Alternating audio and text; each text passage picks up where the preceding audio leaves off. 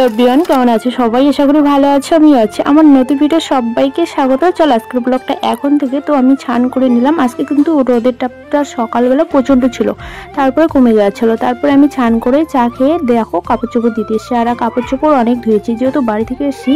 এত ঘর দুপুর নোংরা পরিষ্কার করছি, কবে থেকে পরিষ্কারই আর হচ্ছে না। আজকে অনেক কাপড় ধুয়েছি, অবশ্য অনেক কাজও করলাম। সব পরিষ্কার টরিষ্কার করেই কিন্তু এখন সব কমপ্লিট। তারপরে এখন রান্নাটাই বাকি আছে। আর হ্যালো এভরিওয়ান, কেমন আছো সবাই? আশা করি ভালো আছো।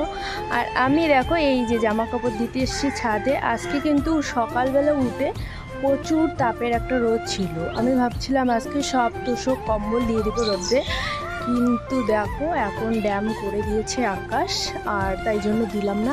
আর 12টা অলরেডি বেজে গেছে আমার কাজ করতে করতে, আর এইটুক টাইমে ভালো করে রোদও নেই, তাই জন্য আর দিলাম না। তবু ভাবছি একটা ঘরের তোষকটা দিয়ে দিব নাকি, ওটাই ভাবছি। আর জামা কাপড় দিয়ে দিলাম এখন। আর আজকে হচ্ছে শনিবার, সব কিছু কাজবাজ করে অনেকটা বেলা হয়ে গেছে। তো এখন কিছু খাবার বানাবো। তো কন্টিনিউ ব্লগটা দেখতে থাকো আর সবার পাশে থাকো। চলো, শনিবার সব সবজি মিলে একটা খিচুড়ি বানাবো। আর দেখো এদিকে কাটা কমপ্লিট। তারপরে আমি কিন্তু বানিয়ে ঠানিয়ে একদম জামা কাপড়গুলো গোছাচ্ছি। এটা হচ্ছে বিকালবেলার দিকে। আর রান্না করতে করতে এত ব্যস্ত, মানে টাইম মতো ভিডিও পোস্ট করছি। আবার এইখানে ছাদের উপর থেকে নিচে নাইটি পড়ে গেছে, পাশে ছিল কুত্তার গু, এত ঘির লাগছিল। তারপর ওটা এনে আবার ছান করলাম।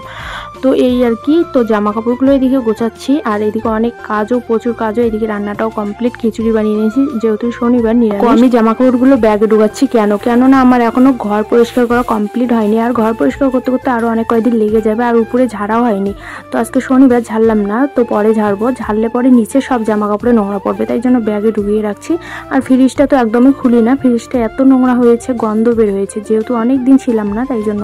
আর তোমাদের দাদা এগুলো করতে চায় না, আমি ছাড়া করবেই না, তাই জন্য ঘর পরিষ্কার করতে আমার অনেক কয়েকদিন চলে যাবে। এক এক করে করবো, আগের মতো যদিও এখনো পারি না। আর এইদিকে বানানো কমপ্লিট, তোমাদের শেয়ার করা হয়নি। তো এখন আমি এগুলো রান্নাঘরটা সাজিয়ে গুছিয়ে রাখলাম। এদিকে খিচুড়িটাও তোমাদের সঙ্গে শেয়ার করলাম, এখনো পর্যন্ত খাইনি। তারপরে এটা বিকালবেলা একদম ফ্রেশ ট্রেশ হয়ে